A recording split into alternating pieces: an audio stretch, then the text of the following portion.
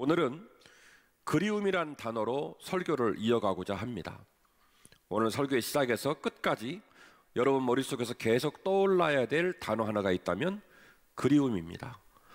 그 그리움이 우리 마음 가운데 촉촉히 스며들어서 상처받은 심령, 메마른 심령, 시기하고 분쟁하고 갈등하고 그리고 분노로 가득 찬 우리의 심령을 그리움이라는 단어 하나가 녹여내고 따뜻하게 하고, 그리고 우리 모두에게 소망을 줄 수 있는 소중한 말씀, 그런 귀한 예배가 되기를 주의 이름으로 축원합니다.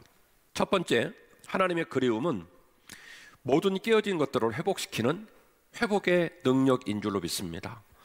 하나님의 그리움은 모든 깨어진 것들을 회복시키는 회복의 능력입니다. 하나님이 태초에 천지를 창조하시고 마지막으로 만든 피조물이 사람이에요. 최초의 인간인 아담과 하와는 천지를 창조하신 창조 행위의 완성이고 하나님의 모든 사랑의 결정체이었습니다. 그러나 그런 사랑과 그런 최종적인 피조물의 완성에 가장 존귀한 그런 귀한 직분과 권리를 선물로 받은 아담과 하와는 하나님 앞에서 범죄하였습니다. 그리고 이 범죄했다는 사실은 하나님께서 가장 엄중하게 경고했던 하나님과 피조물인 인간 사이에 있었던 최후의 보루가 무너진 사건이었어요. 두 사람 또한 이 사실을 알았기 때문에 말도 안 되는 실리가 없는 무화과 나무 잎을 잘라서 치마를 해입고 그리고 나무 그늘 사이로 숨어 다니기 시작했다는 거예요. 창세기 3장 7절입니다. 이에 그들의 눈이 밝아져 자기들이 벗은 줄 알고 무화과 나무 잎을 엮어 치마로 삼았더라. 그들이 그날 밤에 볼 때에 동산에 거니시는 여호와 하나님의 소리를 듣고 아담과 그의 아내가 여호와의 낯을 피하여 동산나무에 숨은지라. 놀라운 사실은 이런 상황에 하나님께서 친히 아담과 하와를 찾아다니셨다는 사실이에요. 하나님은 애타게 부르셨고 아담과 하와는 끝내 못 들은 척 하다가 결국에 그들이 벗었으므로 두려워하여 하나님을 피했노라고 궁여지책에 변명을 하면서 하나님께 나오게 됩니다. 여호와 하나님께서 부르심에 그에게 이르시되 너희가 어디에 있느냐? 이르되 내가 동산에서 하나님 소리를 듣고 내가 벗었으므로 두려워하여 숨었나이다. 명백한 실패여 피할 길이 없는 부끄러운 민낯이었습니다. 그러나 하나님은 끝까지 두 사람을 찾으셨고 비록 죄를 지었게 너희들이 아담과 하와가 선악과를 먹으면 기필코 죽게 되리라는 말씀이 이행될 수밖에 없고 죽게 되니 고통스럽고 늙어가고 어려운 삶을 살아야 하지만 아담에게는 네가 네 이마에 땀이 송글송글 맺히도록 수고하고 애쓰면 이 땅이 너에게 소산을 줄 거야. 고단하겠지만 그렇게 살 수 있도록 용기를 내거라. 하와에게는 네가 아기를 낳느니라고 고생하겠지만 결국 네가 아기를 낳기 때문에 그 출산의 고통이 소망이 되어서 나중에 네 두뇌에 병들고 늙어가고 힘없을 때 그 자녀들이 또 다른 소망이 되고 너희들의 노년의 삶을 지켜주고 격려하는 삶이 될 것이다. 그리고 끝내는 그 두뇌를 위해서 그 힘없는 무화과나무 치마를 벗기고 그리고 짐승을 잡아서 짐승의 가죽으로 치마를 해 입히셨다는 사실입니다. 하나님은 창조주이시지만 동시에 하늘에 계신 우리 아버지이신 줄로 믿습니다. 그리고 하나님은 지금도 코로나 싸워 지치고 상하고 원치 않는 자리에 서서 길도 아닌 곳을 헤매는 우리 모든 자녀를 지금도 찾고 계신 줄로 믿습니다. 하나님의 마음이 느껴지시기를 원합니다. 하나님께서 사랑하셔서 최고의 피조물로 아담과 하와를 만드시고 그들에게 에덴 동산의 모든 걸 다 주셨거늘 선악과를 따먹고 범죄하고 그들이 죄인인 걸 깨닫고 죽을 수밖에 없는 존재가 되어 힘없는 무화과나무로 치마를 해입고 길도 아닌 곳에 서고 잊지 말아야 될 자리에 서서 눈물 흘리며 어려운 시간을 보내는 아담과 하와를 끝까지 찾아오신 하나님. 아담아, 아담아, 네가 어디에 있느냐? 끝까지 찾아오신 하나님께서 지금도 애타게 우리 성도들을 그리워하실 줄로 믿습니다. 오늘 말씀을 들으면서 우리 마음에 이 그리움이 사무치기를 원합니다.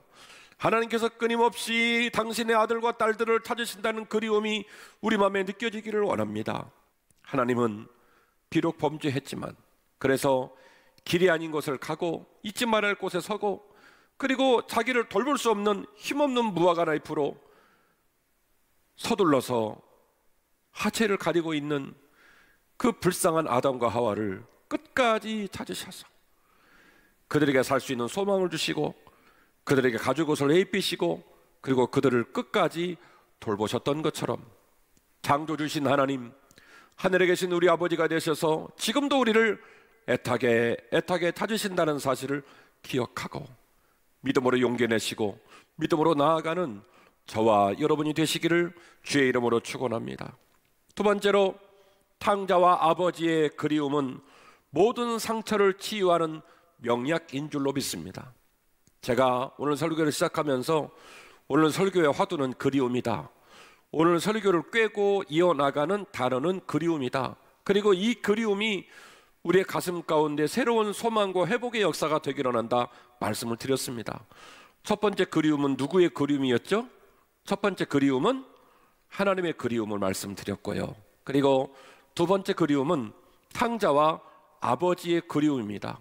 탕자와 아버지의 그리움은 모든 상처를 치유하는 명약인 줄로 믿습니다. 누가복음 15장은 하나님의 마음과 하나님의 나라가 무엇인지를 예수 그리스도가 설명하기 위해서 여러 가지의 예를 들어서 하나님의 마음이 어떤지, 하나님의 나라가 어떤 모습인지를 강력하게 가르친 예수님의 가르침이 가득가득 담겨진 장이 누가복음 15장입니다. 잘 알고 있는 것처럼 잃은 양의 비유가 나오고, 두 번째로 잃은 드라크마의 비유가 나오고, 세 번째로 잃어버린 둘째 아들, 이른바 탕자의 비유가 나옵니다. 잃은 양이 됐던, 잃은 드라크마가 됐던, 잃어버린 둘째 아들, 탕자의 비유가 됐던 원리는 똑같습니다. 하나님의 마음, 하나님의 나라, 그리고 그 하나님의 마음과 하나님의 나라에 작동되고 있는 예수 그리스도의 복음의 역할. 그래서 잃은 양, 잃은 드라크마, 잃은 둘째 아들의 탕자의 비유가 계속 진행 중에 있는 거죠. 그 중에 탕자의 비유가 제일 내용이 깁니다. 이 비유를 연이어 나열하면서 사람이 아무리 악하고 혹은 약해서 죄인이 된다 할지라도 여전히 잃은 자녀를 찾으시는 하나님의 마음, 그 하나님의 위대한 사랑이 얼마나 큰지를 강조하고 있고, 그 청함과 끝없는 사랑을 깨닫고 돌아와야 할 사실을 강조하고 있는 것이 잃은 양, 잃은 드라크마, 잃은 둘째 아들의 비유입니다. 사람이 죄인이지만 죄인인 사람을 하나님은 끝까지 기다리십니다. 그리고 끝까지 그를 찾아가십니다. 그러하기에 우리가 깨어지고 길이 아닌 곳에 걷고 서지 말할 곳에 서는 한이 있다 할지라도 하나님께서 우리를 부르실 때에 하나님께서 사랑하는 믿음의 동역자의 통로를 통하여 우리에게 손을 내밀고 기회를 주실 때에 그 기회를 붙들고 나아가야 한다는 사실을 누가복음 15장 말씀을 통하여 강조하고 있더라는 것이죠. 우리가 너무나 잘 아는 본문이기 때문에 오늘 누가복음 15장에 나오는 둘째 아들의 이야기를 낱낱이 다 말씀드릴 이유는 없습니다. 그러나 이 가정을 치유시키고 이 가정을 회복시킨 가장 강력한 세 가지의 핵심을 찝어서 말씀을 드리려고 해요. 첫 번째로, 탕자가 돌이키면서 아버지를 그리워했다는 거예요.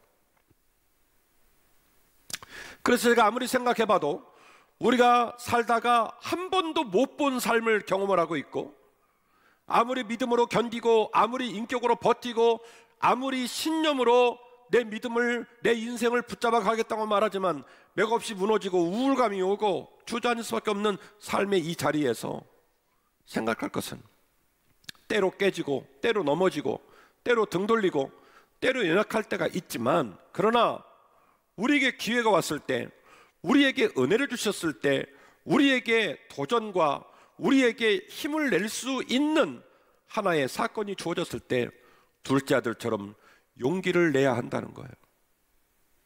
둘째 아들은 그가 잘못되었고 그가 죄인인 것을 깨닫자 아버지를 그리워하기 시작했어요. 아버지와 함께 있을 때는 아버지가 불편하게 여겼습니다. 잔소리하고 자신에 관하여 여러 가지의 요구사항이 많은 그 아버지가 불편했습니다. 유산 달라는 거죠. 집 나가고 싶으니까, 내 마음대로 살고 싶으니까 잔소리 그만하고 유산 달라는 거죠. 근데요, 세상 나가서 그 자기 분깃을 다 뺏기고 자기 마음대로 이리저리로 살다 보니까 진짜 아무것도 남지 않았거든요. 자기가 얼마나 교만했는지, 자기가 얼마나 어리석었는지, 그래서 가지 말아야 할 길, 서지 말아야 할 땅에 섰다는 걸 알았거든요. 그때에 둘째 아들은요, 아버지를 그리워하기 시작했어요. 아버지와 함께 지냈던 날들, 아버지의 사랑을 흠뻑 받았던 날들, 아마도 돼지 쥐염나무 열매를 먹으면서 그 극심한 고통과 외로움 속에 몸부림쳤던 둘째 아들의 머릿속에 떠오른 추억들이 아마 그런 모습들 아니었을까.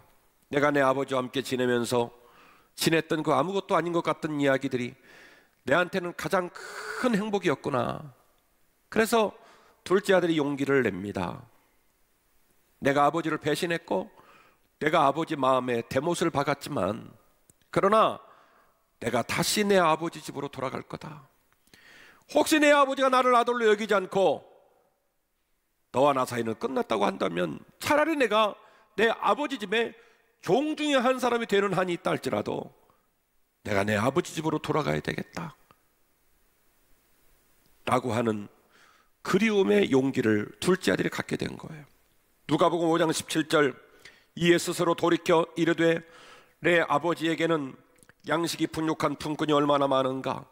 나는 여기서 줄여 죽게 되었구나. 내가 일어나 아버지께로 가서 이르기를, 아버지, 내가 하늘과 아버지 앞에 죄를 지었사오니 지금부터는 아버지의 아들이라 일컬음을 감당하지 못하겠나이다. 나를 품꾼 중에 한 사람으로 보소서 하리라 하고. 그러니까 이 둘째 아들의 그리움은, 내가 만일 용기를 내 아버지 품으로 돌아가서 내 아버지가 나를 거절한다 할지라도, 심지어 내가 종된 신분이 된다 할지라도 내가 내 아버지 품에 있기를 원한다. 그래서 사무치는 그리움이 둘째 아들 마음에 임한 거예요. 그리고 이것이 기적의 시작입니다. 아버지는 둘째 아들이 어디 있는지도 모릅니다. 돈을 갖고 있는지, 가진 걸 다 잃어버렸는지, 병들었는지, 뭘 먹는지, 어떻게 사는지를 전혀 모릅니다. 그러나 그 아들을 찾을 수 있었던 유리한 원동력은 딱 하나예요. 둘째 아들이 아버지를 그리워했다는 거예요. 나침반이 항상 북쪽을 가르치듯이 얼마나 멀리 떨어졌고 얼마나 안 보이는 곳에 있고 얼마나 망가졌냐는 중요하지 않아요. 방향을 정확하게 정하고 방향을 정확하게 정하고 방향을 정확하게 정하고 그 방향에 생명이 있다는 사실을 믿고 그곳으로 가면, 그곳을 그리워하면 거기서부터 다시 생명이 시작이 되는 거예요. 내가 내 아버지 집으로 돌아갈 거다. 둘째 아들의 마음에 아버지를 향한 사무치는 그리움이 임했어요. 그리고 이 가정이 회복될 수 있었던 것은 깨지고 상하고 상처투성이로 갈라졌지만, 그래서 떠나간 둘째 아들에게도 언젠가 그에게 기회가 왔을 때 그의 아버지를 향한 간절한 그리움이 임했지만, 그보다 더 큰 그리움이 있었으니 아들이 집을 나간 그 순간부터 동구밭에 나가 아들 오기만을 바라며 날마다 눈물 짓는 아버지의 그리움이 더 컸다는 거예요. 이에 일어나 아버지께로 돌아가리라. 아직도 거리가 먼데 아버지가 그를 보고 측은히 여겨 달려가 목을 안고 입을 맞추었다. 아직도 거리가 멀대요. 구역성경은 상거가 멀다 이렇게 표현을 했어요. 너무나 먼 발치에 있습니다. 완전히 그지그지 상거지가 되었습니다. 떠날 때 아들의 모습이 아닙니다. 아들에게 입혔던 옷, 아들이 입혔던 신발 다 없어지고요, 상그지 꼴이 돼서 왔습니다. 머리는 치렁치렁하고 수염이 덥수룩하게 자라있고 온몸에 역한 냄새가 나고 누군지 알아볼 길이 없죠.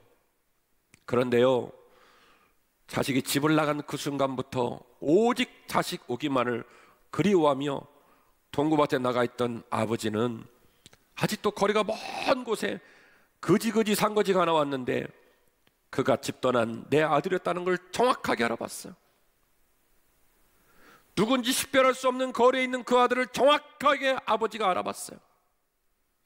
그리고 달려가서 그 둘째 아들을 끌어안고 입을 맞추고 그리고 잔치를 배설합니다.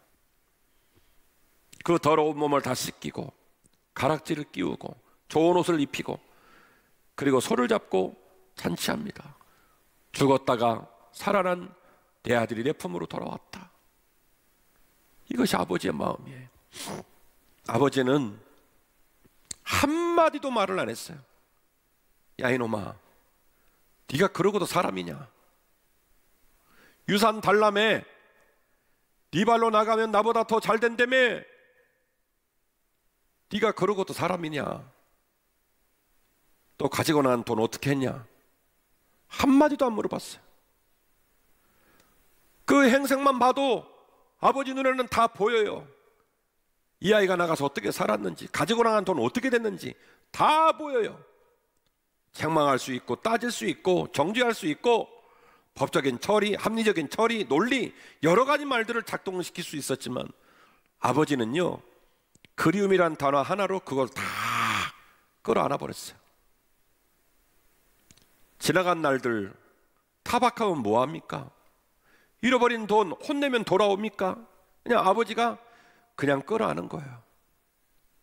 그냥 끌어안은 거예요. 그리고 뭐라고 표현해서 그 상황을 끝내버렸냐면 내 아들은 죽었다가 그 죽었다는 말 한마디에는 아버지를 향한 불순종, 교만, 어긋난 삶, 오만한 삶, 범죄함, 깨어짐 그 모든 것들이 들어있겠죠? 죽었다는 말 한마디로 싹 싸맸어요. 그리고 죽었다가 살았다.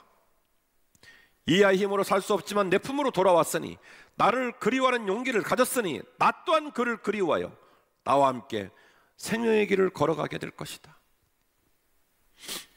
사랑하는 한빛가족 여러분, 하나님께서 우리를 지금도 그리워하시고 만일 우리가 둘째 아들이라고 한다면 둘째 아들처럼 용기 내어 하나님을 그리워할 수 있는 용기가 있기를 원합니다. 하나님은요, 지금도 우리를 그리워하시고 처음도 우리를 그리워하시고 계속 끝까지 마지막 순간까지 한결같이 우리를 그리워하실 분이십니다. 세 번째 그리움은 큰아들입니다. 큰아들에게 이미 수고와 애씀에 관한 사랑이 임했다는 거예요. 아버지가 이르되 예 너는 항상 나와 함께 있으니 내 것이 다 내 것이로되 내 동생은 죽었다가 살아났으며 내가 잃었다가 얻었기로 우리가 즐거워하고 기뻐하는 것이 마땅하니라. 큰아들이 그날도 아버지를 지키고 열심히 일하다가 돌아오니 속이 뒤집어지는 거예요. 아버지 불순종하고 형 무시하고 집안에 있는 가산 털어서 들고 나간 놈이 상거지 꼴이 되어 돌아왔는데 아버지는 잔치를 벌이는 거예요. 기뻐하겠다는 거예요. 그러니 큰아들 입장에서는 자신의 권리를 빼앗기고 큰아들 입장에서는 자기가 손해를 봤다고 생각을 한 거죠. 분노합니다.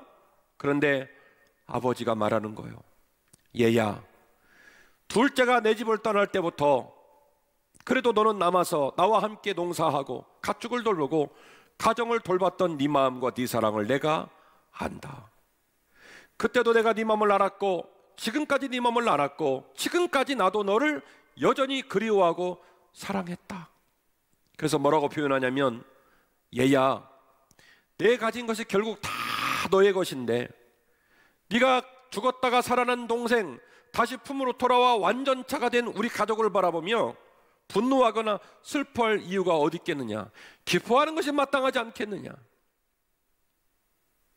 그래서 여러분, 둘째 아들의 비유는요, 그리움이란 단어 하나로 완벽하게 깨지고 완벽하게 상하고 완벽하게 병들었던 한 가문이 완벽하게 회복하고 완벽하게 평화를 누린 위대한 사건을 우리에게 이야기해 줍니다. 집을 떠난 둘째 아들의 그리움, 집을 떠날 때부터 다시 돌아올 때까지 끊임없이 그를 기다려왔던 아버지의 그리움, 아버지에게 신의를 지키고 아버지 곁에서 끝까지 아버지의 눈물과 고통을 나누었던 큰아들을 향한 아버지의 숨겨진 그리움, 그 그리움이 결국 모든 상처와 모든 깨어짐과 모든 방황을 하나로 귀속하고 행복한 땅으로, 소망이 있는 땅으로, 생명이 있는 땅으로 바꾸는 위대한 힘으로 작동되었는 줄로 믿습니다. 결론입니다. 그리움이 우리를 견디게 하고 회복의 주인공이 되게 할 것입니다. 저는 우리 교단의 전도사가 된 후 25년을 목회했습니다. 그리고 요사이 저의 마음을 가장 힘들게 하는 것은 사무치는 외로움과 그리움입니다. 어쩌다가 우리가 이렇게 그리워하고 어쩌다가 이렇게 우리가 눌린 모습으로 하루하루를 살아가는지.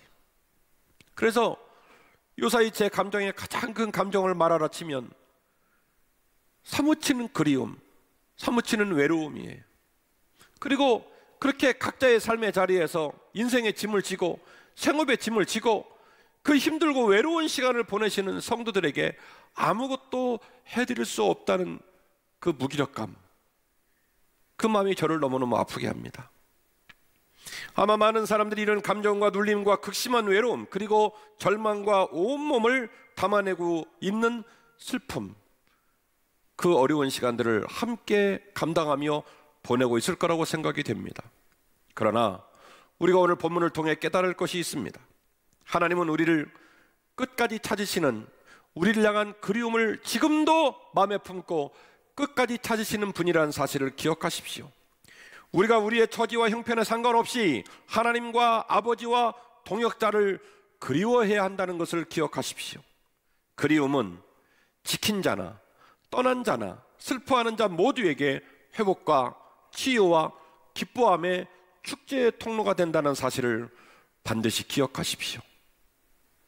아버지 품을 잘 지킨 자나 아버지 품을 박차고 떠난 자나 그 모든 자들을 하나로 회복시키는 위대한 단어, 그리움. 깨진 자리에서 아버지를 그리워하고 떠나보낸 자리에서 자식을 그리워하고 그 어려운 상황을 목도하며 끝까지 아버지 자리를 지키고 있으면서 아버지를 그리워하고 아들을 그리워하고. 여러분에게 제안합니다. 우리 다시 만날 그날까지 서로를 그리워하십시다. 그리고 우리 서로를 사랑하십시다.